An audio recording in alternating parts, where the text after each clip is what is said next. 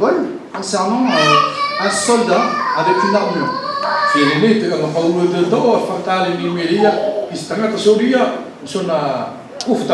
Rappelons-le que l'épître aux Éphésiens a été écrite en prison.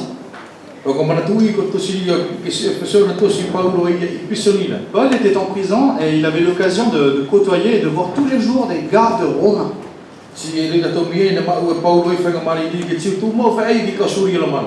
Et il voyait effectivement l'armure romaine.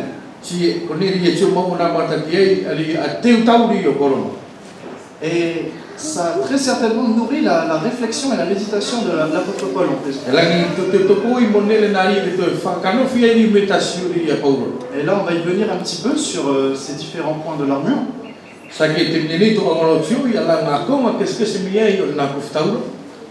Avant ça, nous allons parler de la lutte spirituelle.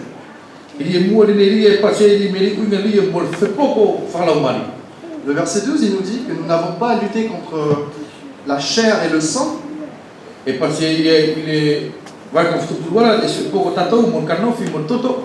contre les dominations, contre les autorités, contre les princes de ce monde de ténèbres, contre les esprits méchants dans les lieux célestes.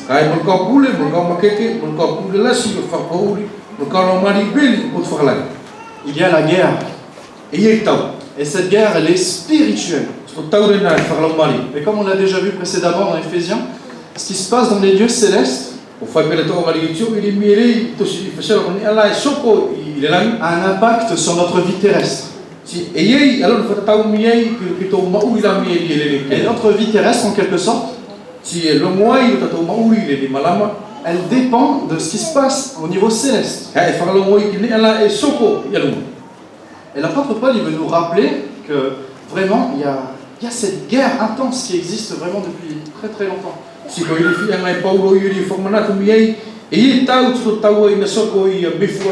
On peut le voir dans le livre de Daniel. Daniel, quand il parle d'une vision, à un moment donné, il voit l'archange Michael.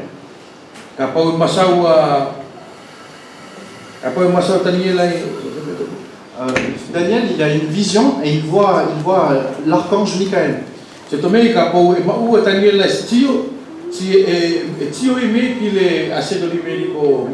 Il voit aussi quelqu'un qui ressemble à un fils de l'homme. Et en fait, ils sont en guerre, ils sont en train de se battre.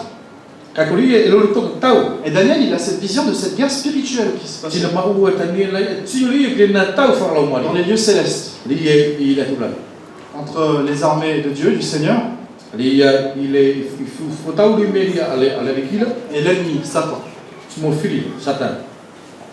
Et dans cette guerre, nous sommes impactés. Parce que nous sommes la prunelle de l'œil de Dieu. Nous sommes vraiment chers à son cœur.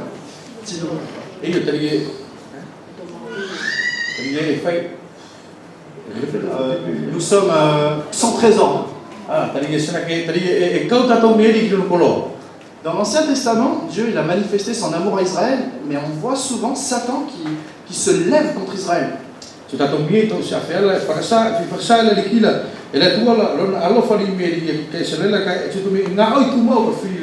Et Satan combattait Israël. À un moment donné, on peut le dire dans le livre des Nombres, Satan se leva contre Israël. Livre des Nombres, à un moment donné, on voit, c'est écrit dans un verset, Satan se leva contre Israël.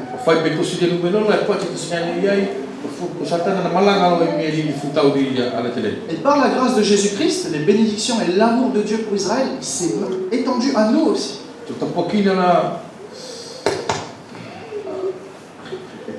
Aujourd'hui, on peut jouir des mêmes privilèges qu'Israël aux yeux de Dieu. Et on bénéficie de tout l'amour de Dieu. Nous sommes chers à son cœur. Alors à cause de ça, Satan nous hait. Et pour atteindre Dieu, il va chercher à te couler. Il est important que nous puissions prendre un petit peu connaissance des manières de faire de l'ennemi.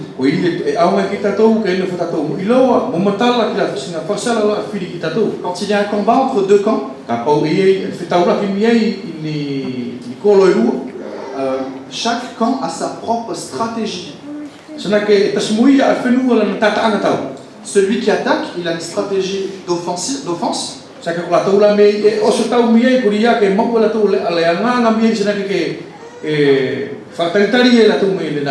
Et celui qui défend son territoire, il a une stratégie de défense.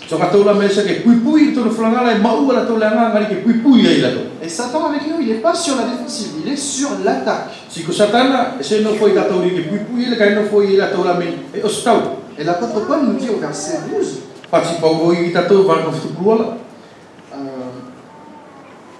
verset 11, revêtez-vous de toutes les armes de Dieu afin de tenir ferme. Donc nous sommes sur une position de défense.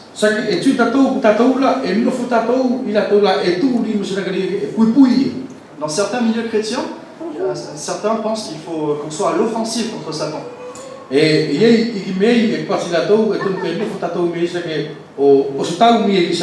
là, ici, il nous parle plutôt de tenir ferme, c'est-à-dire, tiens, bon, tu seras attaqué, mais résiste. Voilà, face aux attaques de Satan, voilà notre rôle, vraiment être sur la défense. Et les stratégies offensives de l'ennemi, on va essayer d'en parler un petit peu, les démasquer.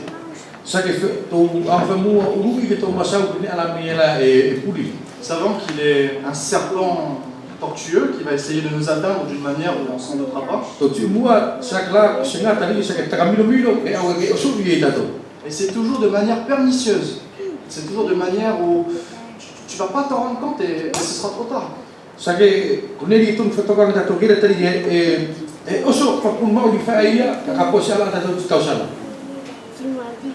Et l'un des moyens, l'une des forces de l'ennemi, c'est le péché. Il va chercher à te faire pécher contre Dieu.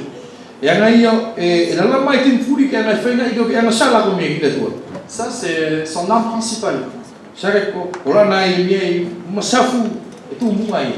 Et je dirais que cette arme, elle contient des flèches empoisonnées.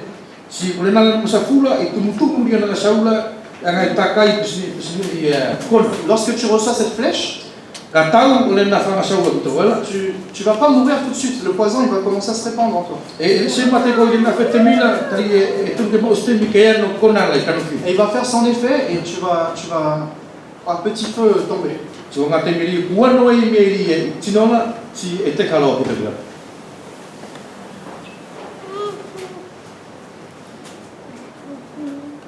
Dans l'Ancien Testament, il y a une histoire dans le livre des Nombres. C'est l'histoire de Balak et Balaam. Balak, c'était le roi de Moab. C'était dans le temps où Israël était sorti d'Égypte et il marchait dans le désert. Et là, ils ont commencé à avoir des victoires contre leurs ennemis. Ils avaient écrasé Og, le roi du Og, et Sihon. Deux rois amoréens. Ils les avaient écrasés par la grâce de Dieu. Et Israël commençait à se faire une réputation aux yeux des peuples cananéens.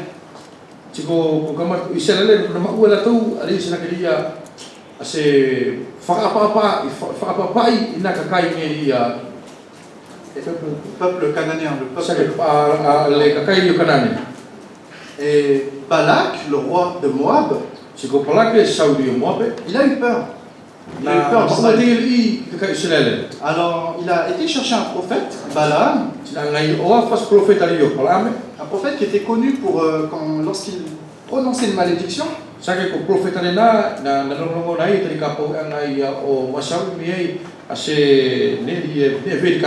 chose elle arrivait contre ce peuple maudit par exemple. Et Balak, le roi de Moab, il avait engagé Balaam, le prophète, pour maudire Israël.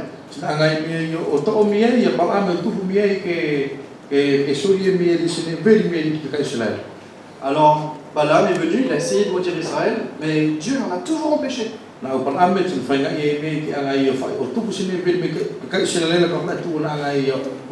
moment où il voulait prononcer la malédiction, Dieu mettait des paroles de bénédiction dans sa bouche.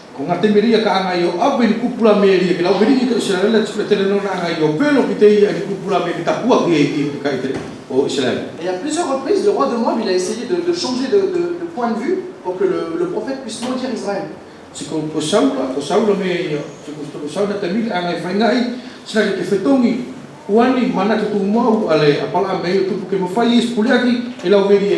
Mais à chaque fois, Dieu changeait la malédiction en bénédiction.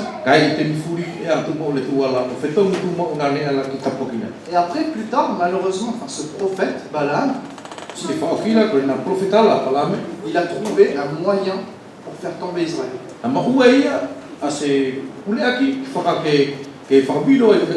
Il a compris qu'ils ne peuvent pas atteindre Israël sur ce front-là.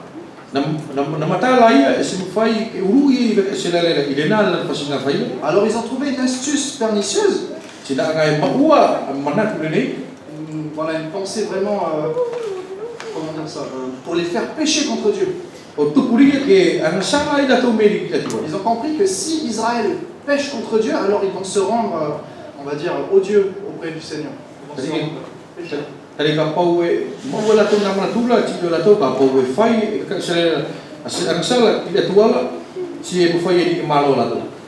Alors, qu'est-ce qu'ils ont fait? Ils ont envoyé des femmes de Moab pour séduire les Israélites. Pour que les Israélites aillent auprès des dieux des femmes moabites.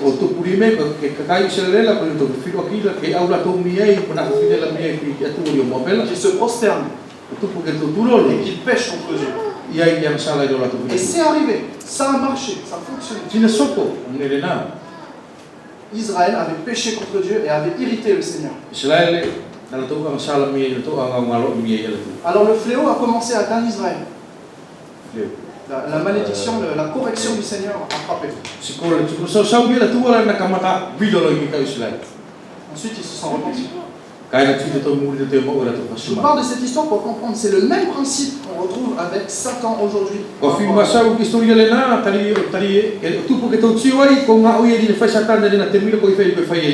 Il va te pousser à pécher contre Dieu. Il va te pousser à mettre une barrière entre ta communion entre toi et Dieu.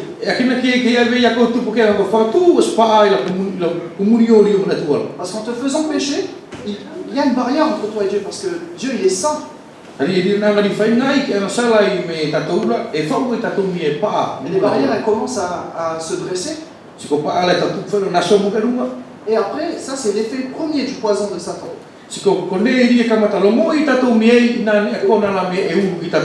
Et le poison il continue de faire son effet. Et là il y a d'autres effets qui viennent par derrière. Et l'autre effet, l'effet secondaire, vient le découragement. Tu es conscient de ton péché. Et là il vient, il te bombarde d'accusations.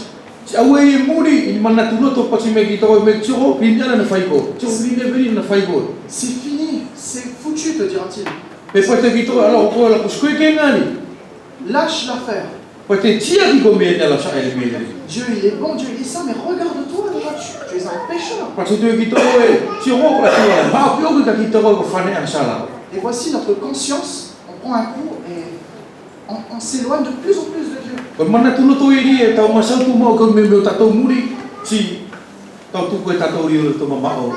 Le fils prodigue était revenu, mais l'effet du poison de Satan, c'est que tellement dans le changement, on se dit plus digne et on s'écarte de plus en plus.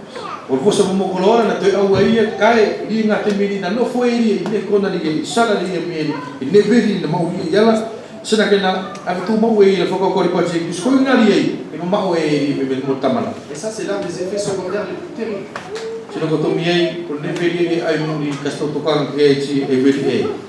Ces mensonges et ces accusations et notre découragement.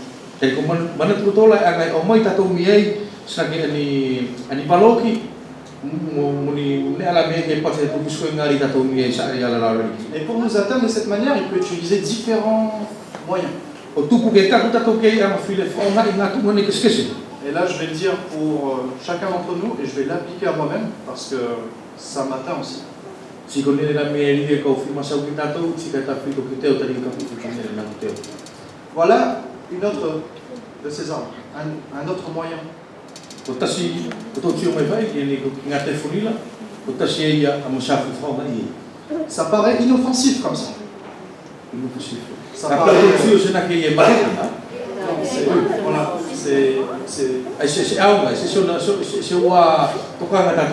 Voilà, voilà, on ne va pas se méfier. Au contraire, on peut faire de bonnes choses avec.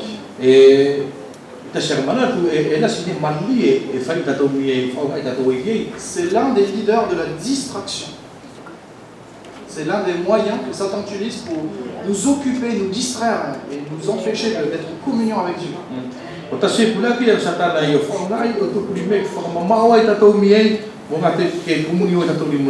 dis pas forcément qu'il faut que vous jetiez vos téléphones dans la poubelle.